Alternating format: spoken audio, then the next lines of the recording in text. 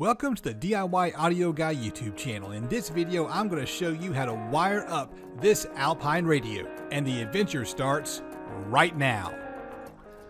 Let's get started by connecting the speaker wires. What I have here is an aftermarket wire harness adapter for Kias and Hyundais. These are cheap and they make the installation a whole lot easier. I always start with the easy part, the speaker connections, and I like to shorten the wires on the adapter. That way the wire harness takes up less space inside the dash. I trimmed them down off camera and now I'm stripping back the insulation. And here's that adapter with the wires trimmed and stripped and ready for the next stage.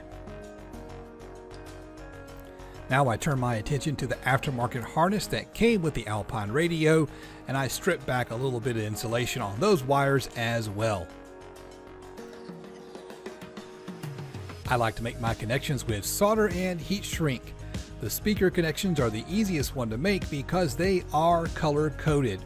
The first step in this process is to slide some heat shrink over the wire, then twist the wires together and then join them with your solder, then slide the heat shrink over the connection and apply some heat to the heat shrink. Pay close attention to the wires. You're just going to match the colors. Green goes to green, green with a black stripe goes to green. These are the standard wire harness colors used in almost all aftermarket car audio. Make sure you always check the instructions on the off chance that your radio or your harness doesn't follow the standard colors.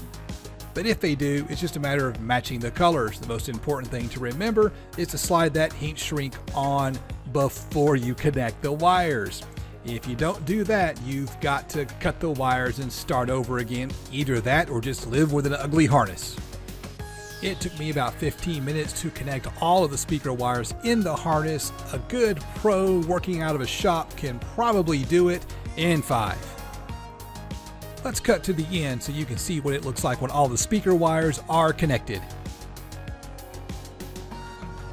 Now I'm going to connect the parking brake bypass. We don't bypass the parking brake so that we can watch video going down the road, and this particular radio can't watch video going down the road. We bypass the parking brake to save the hassle of locating a parking brake wire somewhere in the car.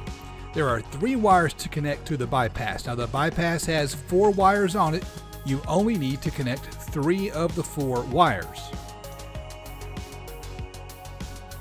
The exact connections are going to vary depending on your model of radio and the particular brand of bypass that you have ordered. In this very particular case, there is a blue wire with a white stripe on the bypass that will connect to the amplifier remote turn-on lead on the radio, which is a blue and white striped wire. And there's a yellow and blue striped wire on the micro bypass that connects to the yellow and blue striped wire off of the radio harness. That is the parking brake wire on the radio. In this particular case, I'm not going to be using the yellow and black wire on the bypass. I'm just going to cut that one short and tape it off so I don't cross any wires in the dash. And finally, there is a black ground wire which will connect to the ground wire, and I'm going to save that for later. There's several things that need to tie into the ground wire. I'm going to connect them all at once.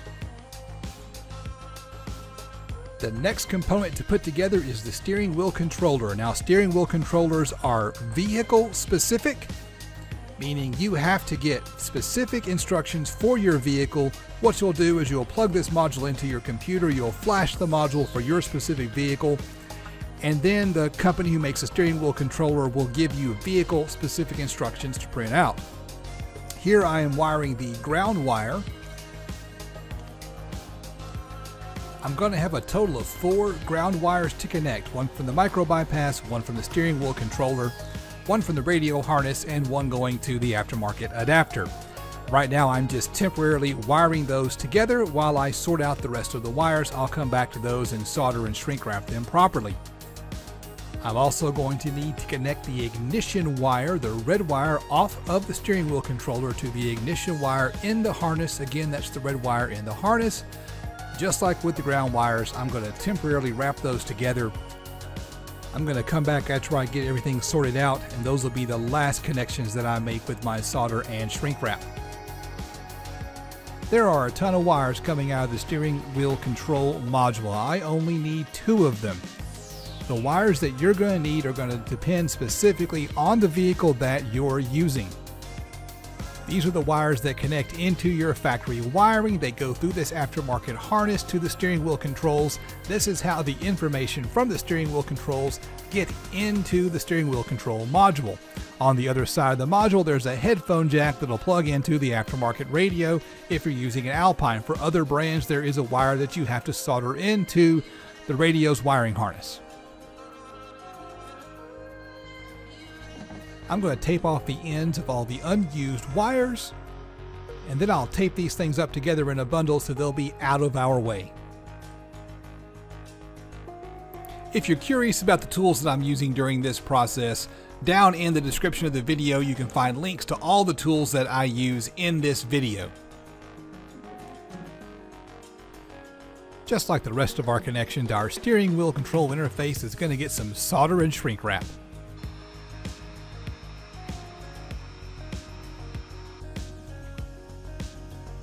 Returning now to our ignition wire, we're going to connect the ignition wire to the radio, to the harness, and to the steering wheel controller.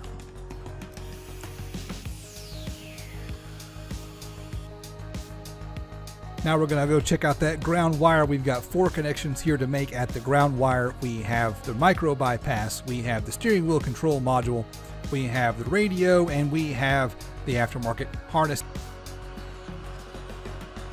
It looks like a nasty tangle of wires, but it's not. It's going to look a whole lot better when we're finished, but there's still a lot left to do. We have to connect the yellow wire. The yellow wire is the constant 12-volt power wire. You're going to connect the yellow wire from the harness you can see in the shot right there to the yellow wire from the aftermarket radio harness. There's a big fuse on that one. We've got to tidy up these wires. We've got to crimp on the connector for our backup camera and wrap everything in Tessa tape. I did some of that off camera. Here's how it looks when I've got it about halfway wrapped up with Tessa tape. Here's a shot with it all taped up. I'm pretty proud of this. It looks better than the work that some shops do. But we are not done yet. There's still a lot of work left to do. We've got to get the backup camera wired in the car. So make sure you hit the subscribe button right here so you don't miss that part of the build. And if you want to see the previous videos in this build, click on this playlist right here, and I'll see you on the next adventure.